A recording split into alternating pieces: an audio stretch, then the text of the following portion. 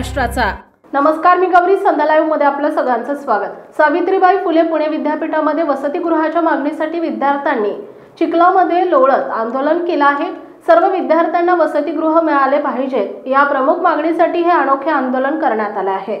विद्यार्थ्यांनी स्पष्ट केले की राज्यातील ग्रामीण आणि दुर्गम भागातून येणाऱ्या विद्यार्थ्यांसाठी पुणे विद्यापीठ हे शिक्षणाचं केंद्र आहे। मात्र वसतिगृहाची सुविधा उपलब्ध नसल्यामुळे अनेकांना शिक्षणे अर्धवट सोडावी लागत आहे। विशेषतः मुलींसाठी सुरक्षित निवासाचा अभाव ही गंभीर समस्या ठरत आहे।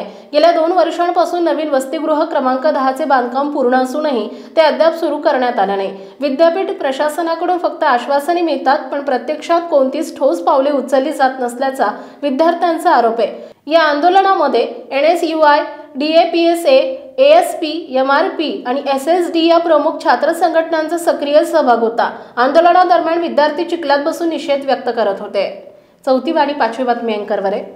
ताज्या आणि महत्त्वपूर्ण बातम्या पाहण्यासाठी आजच आमच्या संध्या लाईव्ह न्यूज चॅनलला YouTube वर सबस्क्राइब करा आणि बेल आयकॉन प्रेस करा।